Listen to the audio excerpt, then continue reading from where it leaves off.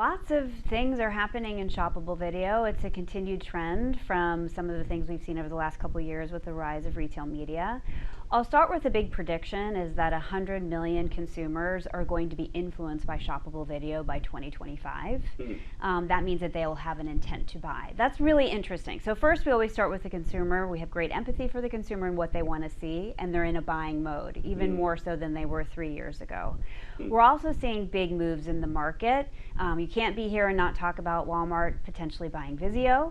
That is a very interesting move for them because it allows them to bring shoppability to the big screen. When I say big screen, I mean TV, but I also mean what that means inside of the actual store and what are the implications of that. So, the big race for shoppable video is based on understanding the consumer, and that means strength of data, but then also how does that sort of move with consumers, because consumers move from digital to in-store and back and forth and in between. And so how do you think about shoppable video and all the right moments that are actually buying moments?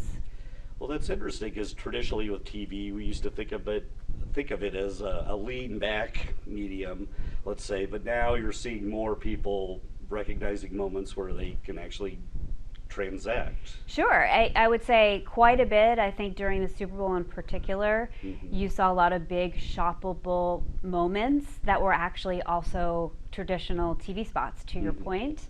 And that's because consumers want to be able to be excited, and they're in a buying mode all the time. In particular, I thought some of the things that we saw from a partner like DoorDash, for example, how they were really trying to showcase all these different things that you could buy in that moment and actually supporting it, is a little bit of where we're going in terms of shoppable video. And consumers want to be passive, but they also have a lot of things to do, and so they want to take advantage of that in the moment. And also it's a great way for brands to break through in a big stage like the Super Bowl, a lot of eyes. I think it was the largest audience ever, that you're able to then take advantage of someone and really incent them to go from that lean back entertainment, watching the big game, and into actually a buying moment all at once. And then as far as some of these newer apps, social video apps like TikTok, which also is becoming transactional, very popular with teens and people in their 20s. What can you, excuse me, what can you tell us about what's happening with TikTok in shopping? TikTok is a fascinating social platform, and it's continuing to transform. In this year, they really kicked off TikTok shops. That means that you can buy in-app certain brands that you like and love, and it has been a runaway train. I saw this crazy stat recently that TikTok, if it was a retailer, would be the 12th largest retailer in the US. And that means consumers are moving from entertainment to purchase really easily, and they're inspired by their favorite creator and making those purchase decisions in a moment, which is very different than how we think about the more traditional way that consumers engage and they actually make purchasing decisions. And so it's something to note on this topic of shoppable video. That's really entertainment that moves you to buy, but it's really a new form of shoppable video. And they have a wildly, captivated audience that also wants to make their next purchase, whether, primarily beauty and fashion seem to be really moving quickly there, but we're anticipating to see other categories grow on TikTok shops as well. And also with retailers selling advertising or setting up retail media networks, what's happening there? Is there anything that you're most excited about or you'd like to see in this space? I am excited about how retailers are transforming their retail media network offering to be more connected to the actual positioning and right to win of that retailer. So if you think about it, retail media really became, retailers being able to monetize their own space, both on-site and then using partners for off-site, and it really is search and display. Now we can think about retailers, because they're making different moves, like for example the Walmart Vizio move, or some of the other retailers that have made interesting partnerships to make their in-store experience more dynamic. It also sets up a unique offering for each of those retailers to be able to really partner with brands to determine how that brand, as well as the retailer, can grow. That's really living at the intersection of brands and retailers working together. So this is a new, interesting, more experiential canvas, and I'm really excited about that because I think it's more of a surprise and delight for consumers versus where it's sitting or it sort of grew up today. Well, I'm glad you mentioned offsite advertising. That is, retailers, one of their key selling strengths is that they have tons of data about their customers and their purchase histories. And now they want to parlay that data into selling ads on other websites. What can you tell us about that and where you think it's going? What consumers purchase tells you everything about them. So this is a very interesting piece of information that I think is different than some of the other data you might see to power offsite. So I would love to be able to find someone that might be, for example, a first-time expectant mom and that has signaled that she's in a buying mode, and I want to be able to find her offsite because she's spending time offsite. That's very powerful if a retailer knowledge is actually informing what she's seeing in offsite places. And then of course the intersection with publishers also makes sense. All of that to me results in a better experience for consumers because they feel seen and you're following with them versus you seeing a one-off piece of content that doesn't make sense. That's not necessarily based on your buying behavior. Buying behavior to me is a much stronger signal than just viewing behavior. You tend to be able to kind of figure out what consumers are into based on what they bought, and then you can have a much more predictive moment with them in all the different places you can interact with them, on-site, off-site, and all the places in between. And with retail media, we often think about it in terms of consumer packaged goods, but what are the opportunities for, let's say, other categories, maybe automotive or I don't know, pharmaceuticals, or what do you see there? This was more of a conversation I think last year, and I'm anticipating it to become more of a conversation this year around the role of non-endemics and what it means for them. And to me, it's better data.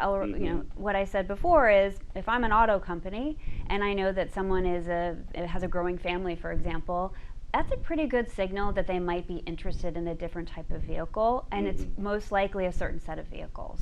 So to be able to find them on a Walmart or CVS or whatever in terms of the retail partner and their experience, you are more likely to catch them because that's a better signal and it's content that will make me click over and actually explore more about that auto, for example. I think that's really interesting. I think the implications are definitely for pharma. There's some sensitivity there I think still needs to be worked out. QSR, people that go to restaurants also shop at stores, so that makes sense. In terms of the close-in, I call those near-endemics that I think we should be interrogating to understand the role of retail media, the strength of that, and is it a better investment choice for those types of partners versus some of the choices they have today in terms of media investment.